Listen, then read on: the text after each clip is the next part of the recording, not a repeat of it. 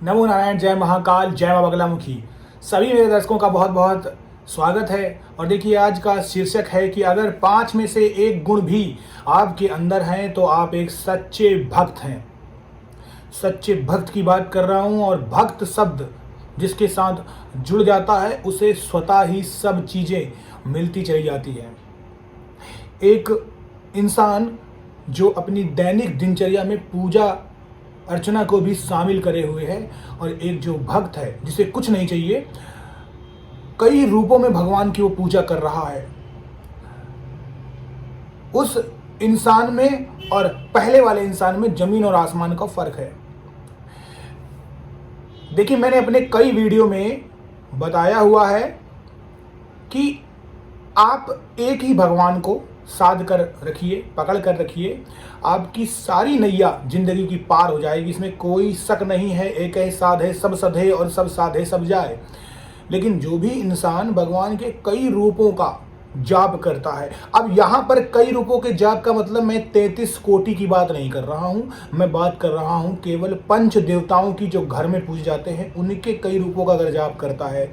यानी भगवान गणेश जी का ध्यान करता है, माँ पार्वती, माँ दुर्गा का जाप करता है, शिव जी भगवान का जाप करता है, श्री हरि नारायण विष्णु का जाप करता है, और सूर्य देवता का जाप करता है। जो पंच देवता हैं वो ही पंच देव आपके पंच तत्वों को रिप्रेजेंट करते हैं। वही पंच देवता पंच ग्रहों को रिप्रेजेंट करते हैं, और वही पंच देव धर्म अर्थ काम मोक्ष को भी रिप्रेजेंट करते हैं। तो एक बात आप समझ लीजिए कि पंच देवताओं का बहुत बड़ा स्थान है, और इन पंच देवताओं का जो सच्चा भक्त होता है, इनमें से किसी भी एक रूप का जो सच्चा भक्त होता है उसे सब कुछ मिल जाती है। अब उस सच्चे भक्त की कुछ निशानियां होती हैं। जब भी आप पूजा पाठ में पूजा स्टार्ट करेंगे, आप धीरे धीरे अपने सारे अवगुणों को समाप्त करते चले जाएंगे, और एक समय ऐसा आएगा जब भगवान भी आपके लिए रोएंगे। ये सच है। सुदामा के लिए भगवान भी आंसुओं से उनके पैर धो रहे थे। ये भी सच है कि जिस प्रकार से सूरदास जी नेत्रहीन होकर भगवान को याद करते थे, तो भगवान भी उनकी रक्षा के लिए हमेशा दौड़े आते थे। इसी प्रकार से मीराबाई के लिए भी भगवान दौड़े आए हैं। तो भगवान अपने भक्त के लिए भी व्याकुल हो जाते हैं, दौड़े चले आते हैं। बस आपकी भक्ति में सच्चाई होनी चाहिए। अब सच्चाई के 5 लक्षण मैं एक एक करके आपको बता रहा हूं। उसमें से एक भी लक्षण अगर आपने समझ लो, पा लिया, तो आपने आधी जंग वैसे ही जीत ली। आगे की जंग आपके और कर्मों के ऊपर डिपेंड करेगी, और जैसे जैसे आपके कर्म अच्छे होते चले जाएंगे, अवगुण मिटते चले जाएंगे, आप अपनी जिंदगी में उजाला भी करते चले जाएंगे। पहला सबसे बड़ा जो इम्पोर्टेंट होता है, जो एक भक्त के अंदर होता है, वो क्या होता है? परोपकार की भावना। ऐसा इंसान परोपकार की दृष्टि से देखता है। देखिए, कुंडली के अंदर भी 3 गण होते हैं, राक्षस गण, मनुष्य गण और देवगण। अब यहाँ पर ऐसा नहीं है कि देवगण के अंदर या राक्षस गण के अंदर शक्ति बहुत प्रचंड होती है, ऐसा कुछ भी नहीं है।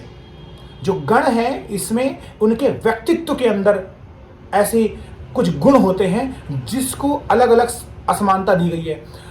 देवगुण वाला जो पर्सन होगा, वो हमेशा अपने सामने किसी की लड़ाई झगड़े को नहीं देख सकता है। कोई फर्क नहीं पड़ता है कि ऐसा इंसान उसका रिलेटिव्स है कि नहीं है, वो लड़ाई में कूद पड़ेगा। यानी यही है परोपकार की भावना। यही परोपकार की भावना राक्षस गण के अंदर नहीं होती है, और मनुष्य गण के अंदर भी नहीं होती है। तो ये जो परोपकार की भावना होती है, यानी अपने साथ दूसरे के भला करने की भावना, ये होता है पहला लक्षण आपके अंदर। दूसरी बात आती है कि अगर आप किसी की हेल्प करते हैं, देखिए, परोपकार का मतलब होता है कि आप किसी के बारे में सोच रहे हैं, लेकिन अगर आप अपना निवाला भी किसी को दे देते हैं, तो आपसे बड़ा महापुरुष कोई नहीं है। यानी दूसरे की हेल्प करने की, ये परोपकार से भी एक ऊपर का स्टेप है। अगर आपके पास एक रोटी है और उस रोटी को भी आधा तोड़ के और सामने वाले को दे देते हैं, या फिर अपनी रोटी आप किसी को देते हैं और आप भूखे रह जाते हैं, तो समझ लीजिए भगवान आपके खुद पेट भरने के लिए आएंगे धरती पे, ये कंफर्म है। तो परोपकार की भावना और दूसरा हेल्प करने की भावना, एक भावना अंदर से आती है और एक में हम एक्शन लेते हैं, तो दोनों में अंतर है। यानी एक में हम प्रैक्टिकल कर रहे हैं, एक में हम सोच रहे हैं। और कभी कभी परोपकार की भावना करने का मतलब ऐसा भी होता है कि लोग के अंदर ये भावना होती है चलो थोड़ा बहुत हम कर देते हैं, लेकिन एक ऐसा इंसान होता है जो चाहे गरीब हो जाए लेकिन वो करेगा करेगा, ये भी कन्फर्म है। तो ये एक अंतर उसके अंदर होता है। तीसरी बात आती है कि ऐसा इंसान कभी झूठ नहीं बोलता है, कभी झूठ नहीं बोलेगा, और जो झूठ नहीं बोलेगा उसके मुख के अंदर माँ सरस्वती विराजमान होती है। और ऐसा इंसान कुछ भी अगर अपने मुंह से बोल देता है तो अपने आप सिद्ध हो जाता है, ये कन्फर्म है। तो ऐसा इंसान जब कहते नहीं कि ऐसा इंसान, जो भी इंसान कभी झूठ नहीं बोल रहा होता है तो उसका जो कंठ होता है, उसके कंठ के अंदर माँ सरस्वती का जो स्थान होता है, जिह्वा, जहाँ पर माँ सरस्वती विराजमान होती है, माँ सरस्वती जहाँ पर बैठ जाती है, वो कंठ से जो भी आवाज़ निकलती है अच्छी बुरी वो सब लग जाती है। तो ऐसे इंसान से बच कर रहें जो कभी झूठ नहीं बोलता, उसका दिल कभी नहीं दुखाना चाहिए, कभी नहीं दुखाना चाहिए। चौथा सबसे बड़ा ऐसे भक्त के अंदर लक्षण होता है, वो कभी एक्सक्यूज़ नहीं देता है, कभी एक्सक्यूज़ नहीं देगा।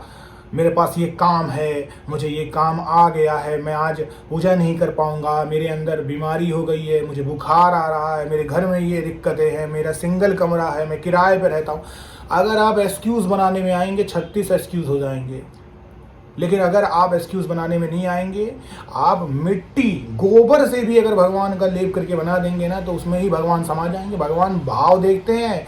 कमरे की टाइल्स, फर्क नहीं पड़ता है कि कई करोड़ों की टाइल्स लगी उसमें सोने से चढ़ा हुआ है, कोई फर्क नहीं पड़ता है। आपका भाव अगर सच्चा है तो भगवान मिट्टी के बर्तन में भी आ जाएंगे, और आपका भाव सच्चा है भगवान गोबर के अंदर भी आ जाएंगे। तो भाव सच्चा होना चाहिए। एक्सक्यूज़ बनाने में आएंगे तो 36 एक्सक्यूज़ है, एक्सक्यूज़ ही देते रहिए ज़िंदगी भर, तो इसका कोई तोड़ ही नहीं है।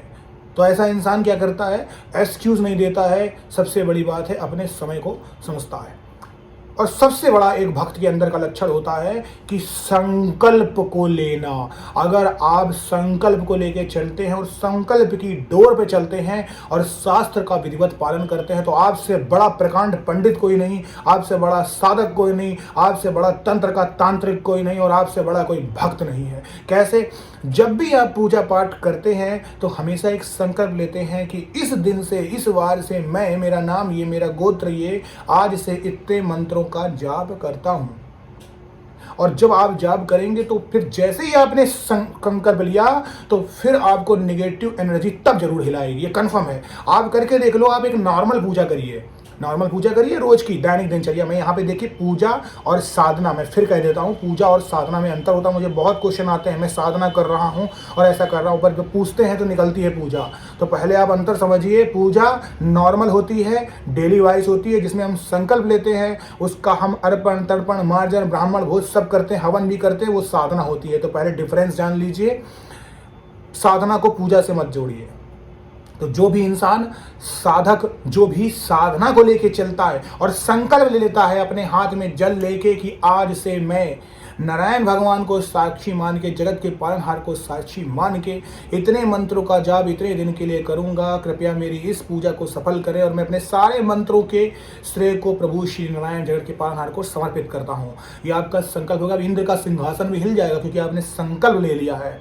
बिना संकल्प के आपके सारे मंत्र जाप बेकार हैं, व्यर्थ हैं, कोई भी चुरा ले जाएगा। जब आपने संकल्प ले लिया तो कहते हैं ना कि संकल्प से आपका दृढ़ प्रतिज्ञ देखा जाता है, अब आप पीछे नहीं हट सकते। और जो भी इंसान संकल्प लेने के बाद पीछे हट जाता है उसको श्राप लगता है, ये कन्फर्म है। अगर आपने कोई मंत्र का जाप लिया और पूजा आपकी बीच में खंडित हो गई तो आपको श्राप लगेगा, कन्फर्म है। फिर आपको उसके 9 गुना जापों को करना पड़ेगा तो ही श्राप हटेगा, श्राप विमोचन करना पड़ेगा, ये कन्फर्म है। तो ऐसा नहीं करना चाहिए। आप सोच लीजिए कि क्या आप इतने समय दे पाएंगे, क्या इतना टाइम दे पाएंगे। देखिए, अब एक महिलाओं के लिए खास बात है, महिलाओं में माहवारी आ जाती है, पीरियड्स आ जाते हैं, ये एक नेचुरल प्रोसेस है और महिलाएं प्रजनन करती हैं, इसमें कोई प्रॉब्लम नहीं है। और भगवान ने ही ये चीज़ बनाई है, ये भी इसमें कोई दिक्कत नहीं है। लेकिन अगर आपको पता है कि आपके ऐसे मेंस्ट्रुअल साइकिल इतने दिनों में आनी है और आपने जानबूझ के 45 दिनों का संकल्प लिया तो ये गलत है। आप 21 दिन का संकल्प लीजिए, 15 दिन का लीजिए, 11 लीजिए। शुरुआत में छोटे छोटे संकल्प लीजिएगा, आपके उससे भी काम बनेंगे। कोई ज़रूरी नहीं होता है कि आप किसी को देखा देखी बड़ा आपने संकल्प ले लिया, आप सोच रहे इसने भी ऐसा करा तो मैं भी ऐसा करूँ, ऐसा नहीं। हर इंसान की अंदर की कैपेसिटी अलग है। कोई काफ़ी समय से मंत्रों का जाप कर रहा है, किसी के मंत्र जल्दी सिद्ध हो जाते हैं, डिपेंड करता है उसके पिछले कर्मों के ऊपर, उसके कुंडली में बैठे ग्रहों के ऊपर, उसके एक्शंस के भी ऊपर। हो सकता है उसके परिवार में सभी लोग साधक हों, मीट मछली नहीं बनता हो। किसी परिवार में ऐसा हो सकता है कि आप तो साधक हैं लेकिन दूसरा इंसान मछली खा रहा है, अगले दिन गालियां चल रही, गाली गलौज चल रहा है, आपका ध्यान उधर है, क्योंकि बगल में अगर लड़ाई झगड़े हो रहे हैं तो आपका दिमाग वहां जाएगा, आप बार बार पीछे मुड़ के देखोगे, तो साधना खंडित होती है। तो कुछ लोगों में अंतर होता है, राइट। किसी को आपके पैतृक चीज़ों से ही कुल देवी देवता मिल जाते हैं। तो सब अलग अलग होते हैं, सबकी कैपेसिटी अलग है। कोई 18 साल का है, कोई 30 साल का है, कोई 70 साल का है। तो एक जैसा इंसान कभी भी वैसा नहीं रह सकता है। तो कहने का मतलब है कि ये भी एक लक्षण होता है। तो इनमें से अगर एक भी लक्षण आपके अंदर है, और मैं फिर कहता हूं सबसे इंपॉर्टेंट जो लक्षण इनमें से होता है वो होता है संकल्प लेना। अगर आपने संकल्प तोड़ दिया, फिर आप कितनी भी चारों काम कर दी, सब बेकार है। हर इंसान को संकल्प जरूर लेना चाहिए। जितनी भी साधना आप करते हैं उसमें संकल्प लीजिए कि मैं इतने जाप इतने दिनों के लिए करूंगा। अब आप आंख खोल के करते हैं या आंख बंद करके करते हैं, या आपकी कैपेसिटी के ऊपर है। आप मंत्र को तेज तेज चिल्ला के करते हैं, धीरे धीरे करते हैं, ये भी आपकी अपनी स्वेच्छा है। लेकिन सच्चाई यही है कि आंख बंद करके मानसिक जाप होता है, ज़्यादा स्ट्रांग होता है, और मन के अंदर साइलेंटली जिसमें ओंठ नहीं हिलते हैं, मन से हम जाप करते हैं, वो भी स्ट्रांग होता है। तो ये चरण है, और धीरे धीरे ये स्टेप आपकी कैपेसिटी के हिसाब से ही बढ़ते जाते हैं। शुरुआत में आप बोल बोल के करें, आंखों को खोल के करें। जब अपने चित्त में, पट में अपने ईश्वर को बसा लेते हैं, आपके अंदर वो कैपेसिटी आ जाती है, अब आपको नींद नहीं आती है, आलस नहीं आता, तब आप वो कर लें। सो आई होप आपको मेरी ये बात समझ में आ गई होगी। तो इनमें से जो भी एक लक्षण अगर आपके अंदर है, और सबसे इंपॉर्टेंट लक्षण मैं खुद पर्सनल मानता हूं कि संकल्प को नहीं तोड़ना चाहिए, वरना संकल्प तोड़ने के बाद आपके बुरे दिन स्टार्ट हो जाते हैं। अगर आप अच्छी चीजें उस साधना से कर सकते हैं तो बुरा भी हो सकता है, क्योंकि तंत्र बहुत पावरफुल वीपन है। आप सभी लोगों को कल्याण हो, खुश रहिए, स्वस्थ रहे। नमो नारायण, जय महाकाल, जय मां बगला की।